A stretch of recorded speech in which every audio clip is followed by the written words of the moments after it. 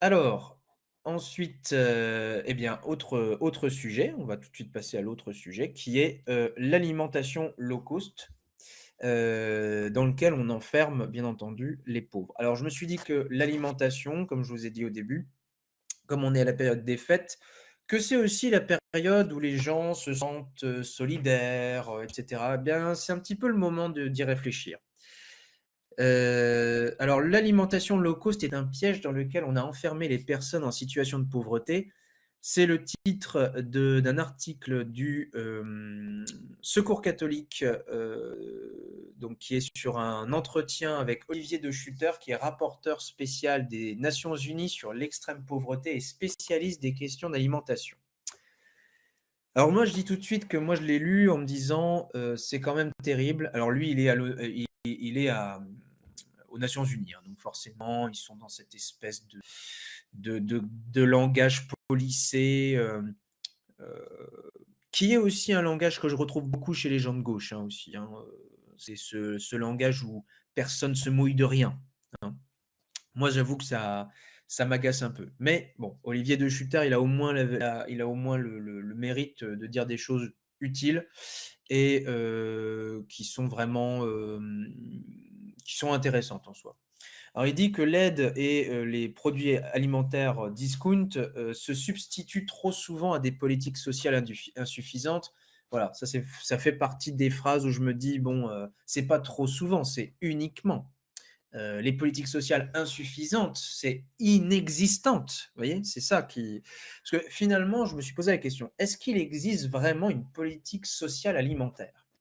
Oui, l'État, donne un peu d'argent à des associations qu'il mandate pour ça, c'est tout, je veux dire. C'est en gros ne rien faire et demander aux gens de faire à sa place et ensuite de dire: «Mais comment se fait-il que?» Voilà, c'est ça le travail actuellement. Alors le Covid-19, selon lui, hein, donc montre, que de nombreux ménages sont dans une précarité qui ne supporte pas la moindre crise, qui ne supporte pas la moindre crise, d'accord? Et qui dépensent, parce que si vous voulez, actuellement les dépenses contraintes, hein, j'en ai parlé la dernière fois, et les dépenses contraintes, sont en constante augmentation, même si effectivement l'INSEE nous dit que c'est pas vrai et que c'est une impression.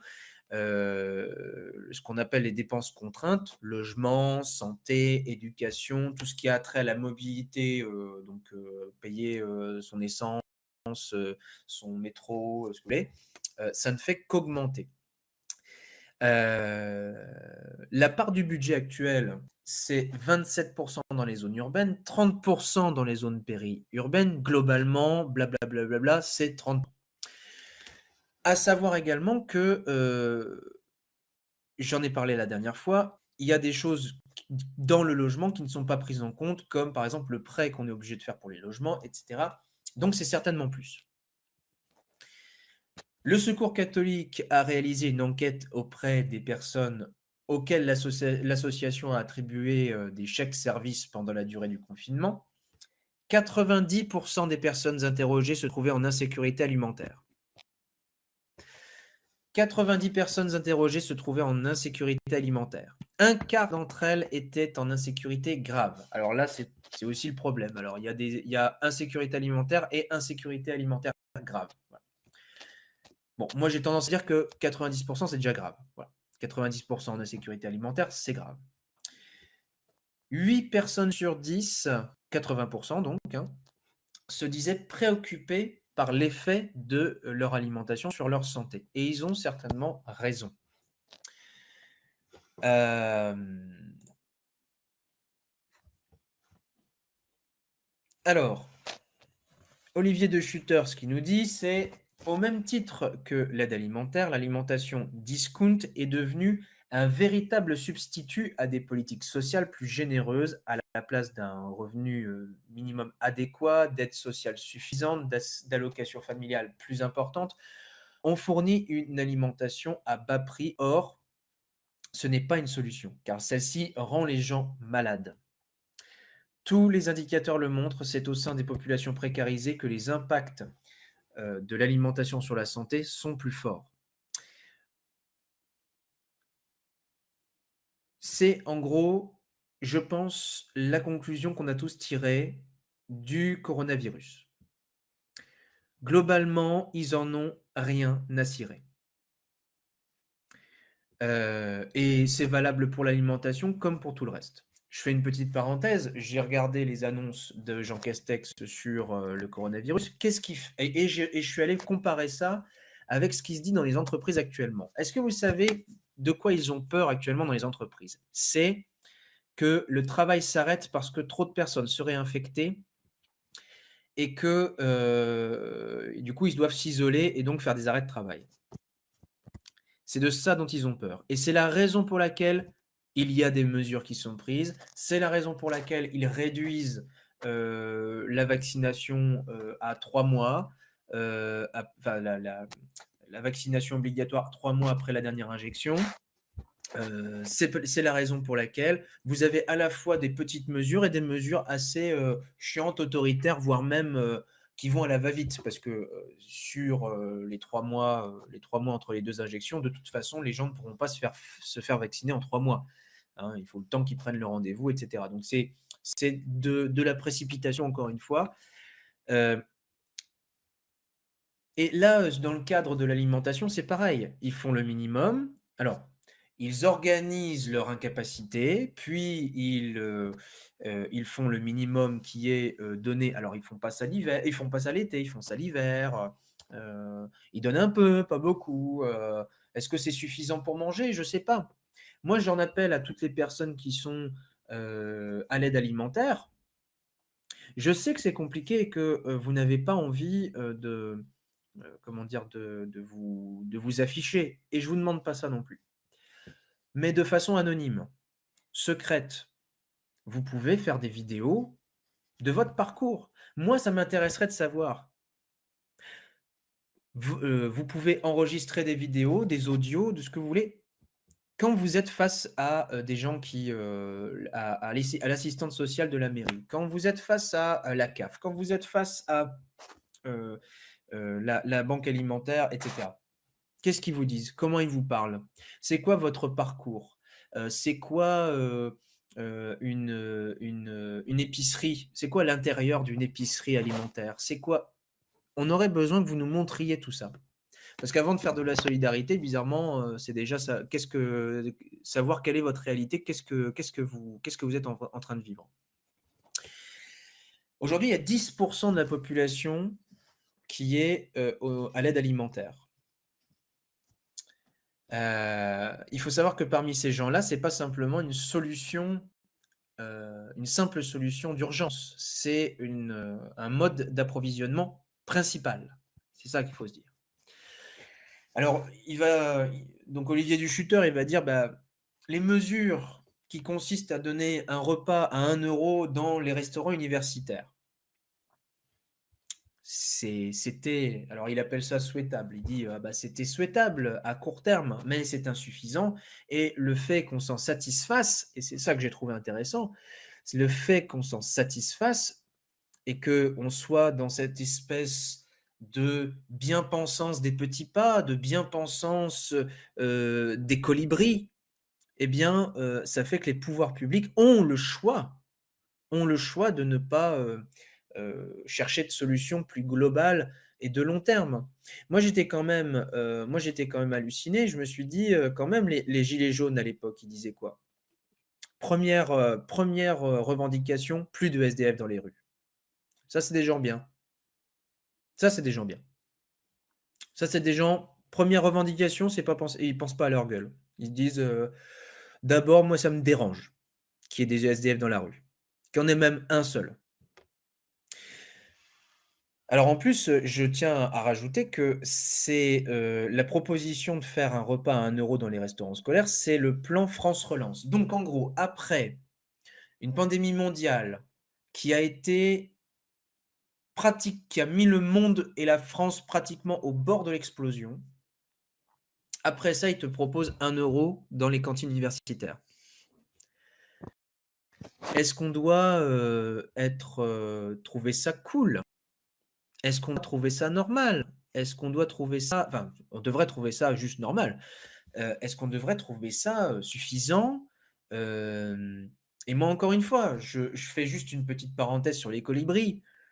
C'est une jolie histoire, mais vous avez vu les incendies alors alors pardon, l'histoire des colibris, hein, c'est la politique des petits pas, hein. C'est, le colibri, il y aurait une histoire qui dit que, il a pris, dans son bec, une petite goutte, pour éteindre un incendie et puis goutte après goutte, après goutte, après goutte, il a réussi à éteindre l'incendie. C'est très joli, mais vous avez vu les incendies, en Amazonie, en Afrique du Su en Afrique centrale, en Australie, du Nord, au Maroc, et cetera. Vous avez vu tous ces incendies-là. Est-ce que vous pensez qu'un colibri peut en venir à bout? Peu importe, hein, je veux bien lui donner 15 ans à mettre des gouttelettes s'il veut, hein. Est-ce qu'il peut en venir à bout tout seul? Pas sûr, et encore je dis ça pour être sympa. Olivier de Schutter donc, dit que pour lui, il faudrait penser alors pour lui, il faudrait penser à l'augmentation du salaire minimum, la revalorisation des aides sociales, des politiques d'emploi qui ne se contentent pas de sanctionner des demandeurs d'emploi, qui ne seraient pas actifs dans leur recherche. Bon, moi je me place totalement au-delà. Moi je me dis: «Comment ça se fait qu'on n'est pas en train de réfléchir à aux modalités et à ce qu'on veut comme allocation minimum sans condition?» Alors, il y a des gens qui vont dire, je sais que des gens comme Franck Lepage disent: «Ouais, mais si tu demandes 800 balles, ils vont te donner 800 balles et ce sera tout». Mais moi, je dis: «Bah, si on les laisse faire, si on les laisse faire». Je veux dire 800 balles, c'est avant d'avoir un salaire. Donc ensuite, tu vas me donner un salaire en plus et un salaire correct. Voilà, c'est ça qu'on devrait, arrêter de se contenter du minimum à chaque fois. Arrêter de bouffer les miettes et de se disputer les miettes aussi. Et moi, j'ai trouvé ça intéressant parce qu'il dit, en gros que les demandeurs d'emploi, bah, en gros, ce qu'il explique, hein, c'est que l'État, bah, qu'est-ce qu'il fait? Il fait rien et ensuite, il dit, «Comment se fait-il? Alors, on va contrôler si, vous le faites bien» et une fois qu'ils ont contrôlé, je veux dire, à la fin, ils ont contrôlé 10 000 fois. Je veux dire, je l'ai dit la dernière fois, je l'ai dit encore, dans d'autres émissions, il y a 95 des contrôles qui sont faits 95 des contrôles qui sont faits qui montrent que les demandeurs d'emploi font des recherches actives. Alors, moi, je veux bien qu'ils fassent des contrôles, mais ensuite, qu'est-ce qu'on en tire comme conclusion? Qu'est-ce qu'on en tire comme conclusion? 80 donc ça veut dire que c'est pas leur faute, donc qu'est-ce qu'on fait? Et là, il y a rien. Et là, il y a rien. Là, il y a pas de proposition supplémentaire.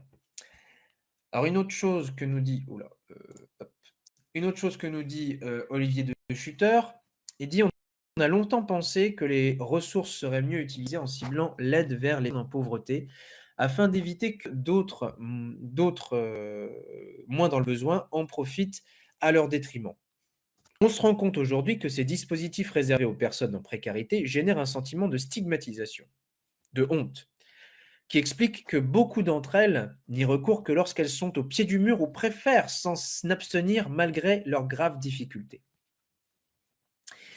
Et là, c'est intéressant parce qu'en gros, parce qu'il dit, bon, il y a la honte, j'y reviendrai tout de suite après, mais il dit aussi un truc intéressant, il dit, il faudrait presque que cette aide ne soit pas réservée aux personnes en précarité. Alors vous allez me dire, bah ouais, mais à qui alors? Je vais y revenir tout à l'heure. Alors pour revenir sur la honte et sur, l'emmerdement, hein, que ça représente d'être dans ces circuits-là, j'ajouterais même que c'est très contraignant. Les horaires, les lieux, la logistique, tout ça, c'est très, très contraignant. Il faut aussi se rappeler qu'il y a des associations qui ne font pas d'aide alimentaire dans le sens où enfin si, ils font pas du don alimentaire. Ils font, de la vente de produits low cost moins chers. Est-ce que c'est intéressant? J'en sais rien, je suis pas certain. Je suis pas certain que ce soit très intéressant. Et c'est là où je redis, on aurait besoin que vous en parliez, vous, toutes les personnes qui sont, dans ces circuits-là. Moi, j'aimerais bien savoir à quoi ça ressemble. Alors si, je sais à quoi ça ressemble. Moi, j'ai déjà vu une épicerie solidaire. c'est lugubre, c'est pour acheter, des produits qui sont censés être frais, mais qui en fait sont à 2 doigts de la péremption. Heu, c'est quand même pour acheter des trucs pourris dans des endroits lugubres, voyez? Je me dis que, sur un plan, ne serait-ce que juste personnel, moral, pas moral, sur son la répercussion sur son moral à soi, ça doit être terrible. Ça doit être vraiment terrible et nous, on aurait peut-être besoin de voir ça. Parce que clairement, je pense que, le monde actuel post-Covid, hein, peut-être pré-Covid, je sais pas, mais post-Covid en tout cas, c'est, un monde qui manque, d'empathie. Et pas de l'empathie, comment dire? De l'empathie managériale hypocrite, comme celle dont on parle assez souvent, hein, sur LinkedIn ou des choses comme ça. Je parle de vraie empathie. J'ai entendu un copain hier qui m'a dit qu'il avait, secouru, une personne qui était en qui avait fait un accès psychotique en plein milieu de la rue. Il n'était pas tout seul, il y avait des gens autour. Des gens qui étaient soit indignés, alors d'après ce qu'il m'a dit, hein, des gens qui étaient soit indignés, soit, qui étaient, comment dire? Dans une espèce d'empathie, mais de loin, en disant: «Ah, ça doit être terrible, terrible, terrible, terrible, terrible, terrible». Finalement, ça a été la seule personne qui a aidé en faisant le minimum syndical, en parlant de loin à cette personne, parce elle avait un couteau. Heu et qu'elle s'était ouvert le bras, alors il m'a dit: «Ça faisait comme une trousse». Il m'a dit: C'était presque comme si ça s'était ouvert et que ça ressemblait en fait à du tissu déchiré», si vous voulez. Tellement elle avait, coupé profond. Hem Et lui, il a juste parlé pour la calmer, de loin, en disant des choses très simples, lui demandant son prénom, comment elle s'appelait, machin, et en même temps, il a appelé le SAMU. C'est le minimum syndical. J'ai raconté la même histoire, moi-même quand je suis allé, quand à un moment donné, j'étais, en plein milieu de la route, j'ai vu un enfant, qui devait avoir, qui devait avoir 5 6 ans, peut-être, ouais 6 ans je dirais, ouais, c'est 6 7 ans peut-être. Qui était, en plein milieu de la route. Les voitures passaient, les gens étaient autour. Franchement, sans mentir, je pense qu'il y avait, plusieurs centaines de personnes. J'étais dans un endroit où il y avait vraiment, c'était à Paris, il y avait beaucoup de monde autour et le gamin était tout seul, personne lui a rien demandé. Alors en plus, c'était particulier, c'était un autiste. Donc, à un moment donné, moi, je savais pas quoi faire. J'ai appelé les pompiers, je leur ai dit: «Bah, écoutez, qu'est-ce que je fais? Je sais pas, je sais pas, il a l'air d'avoir un souci, j'arrive pas à communiquer avec lui, il veut pas me parler». Donc, au fur et à mesure, il m'explique que c'était un autiste et puis et puis en fait, je me suis rendu compte de ça. Apparemment, personne ne l'a aidé, non seulement là où il était, mais les pompiers m'ont raconté qu'il avait fait un trajet de 3 kilomètres.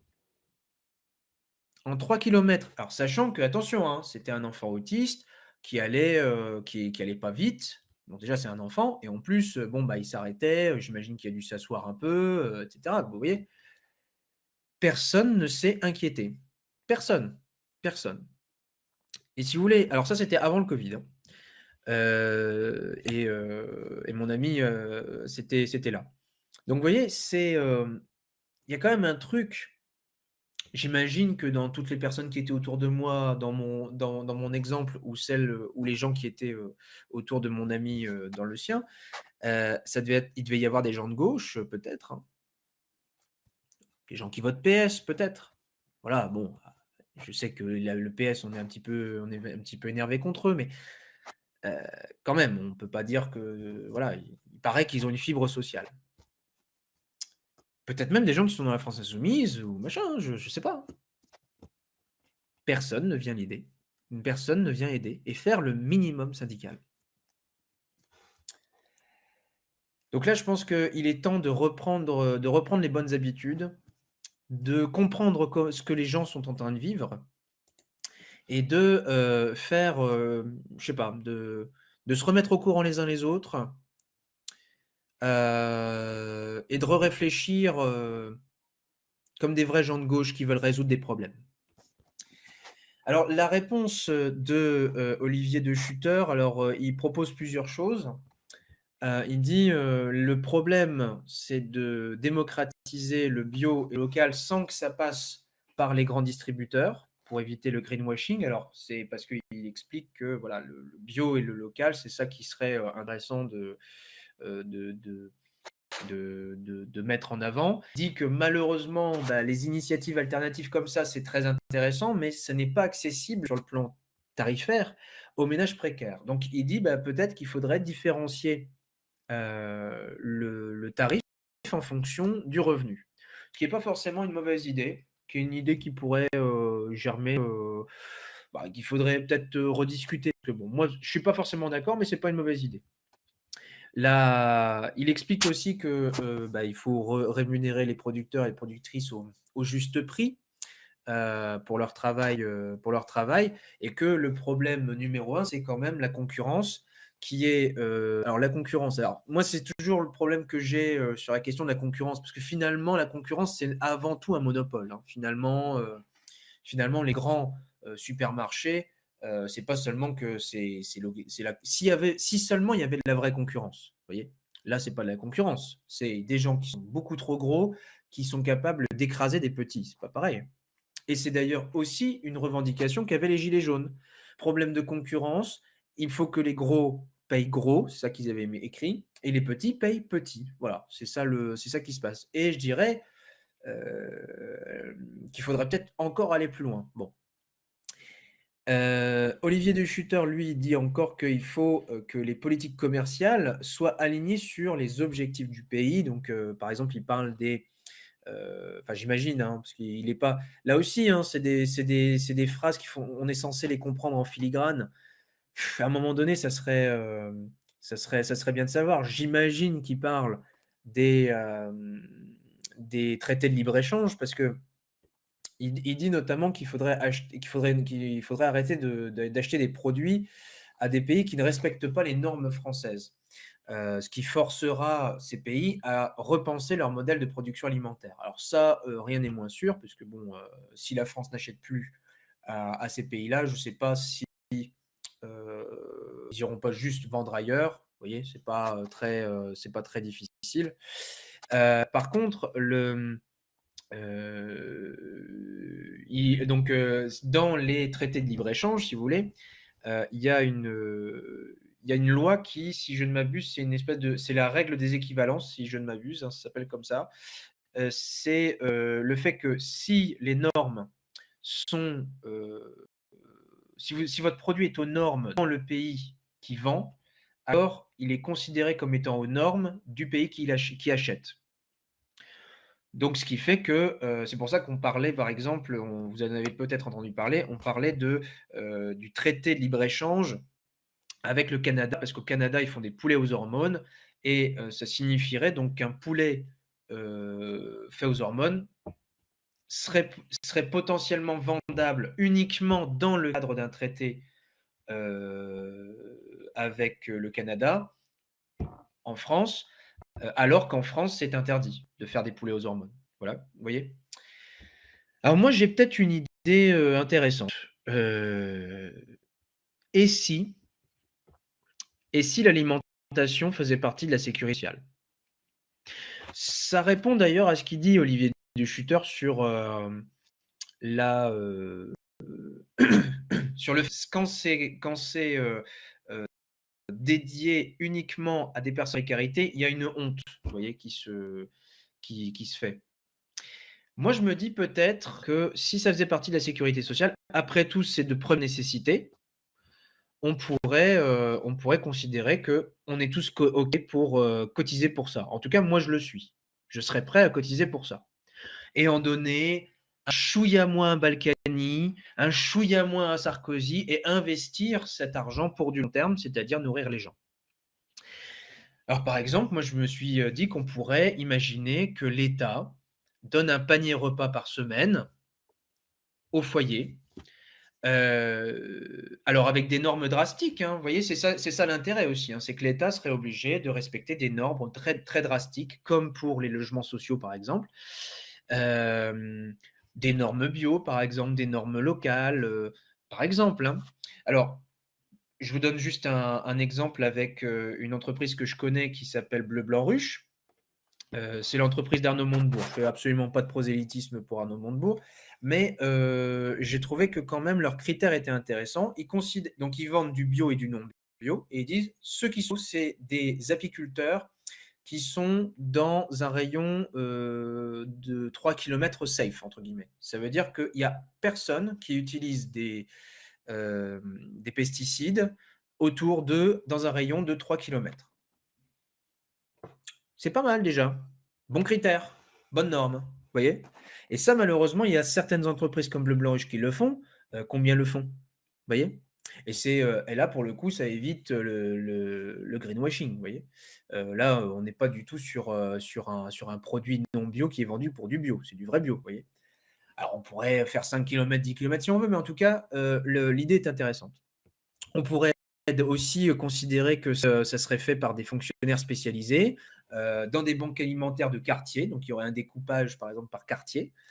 Heu, alors, si on est très ambitieux, hein, on pourrait même dire: «Mais et si on faisait un site internet où les gens pourraient choisir leurs horaires, leur composition de panier?» Bref, comme si c'était un drive de n'importe quel supermarché, vous voyez? Non seulement ça serait une excellente gestion des stocks, parce que du coup, on n'aurait que des gens, qui viendraient, chercher, à une heure qui les intéresse, un panier, déjà fait avec des produits éventuellement locaux et cetera. Mais en plus, ce serait très pratique, vous voyez? Alors la question qu'on va sûrement me poser, j'y ai réfléchi, je me suis dit: «Est-ce que, si les gens viennent pas chercher leur panier, bah, déjà tu la donnes à quelqu'un d'autre, déjà d'une part. Et d'autre part, pourquoi pas leur faire payer? Là, pour le coup, on peut les ramener à leur responsabilité individuelle, en leur disant: «Bah, non, là, tu as pris un horaire, tu as pris un machin, là, tu payes». Voilà, c'est alors une autre réflexion m'est venue de fait, du coup, en pensant à ça, je me suis dit: «Bah, pourquoi on fait pas payer le gaspillage, aux entreprises directement?» En disant: «Bah, voilà, le supermarché, a mis la moitié de son stock dans la poubelle, taxe». Grosse taxe, 50. Non, je sais pas, j'en sais rien. En tout cas taxé, parce qu'il faut savoir quand même qu'un produit, sur 2 est mis à la poubelle. 50 de ce qui est vendu dans les magasins, enfin, c'est mis à la poubelle. Voilà.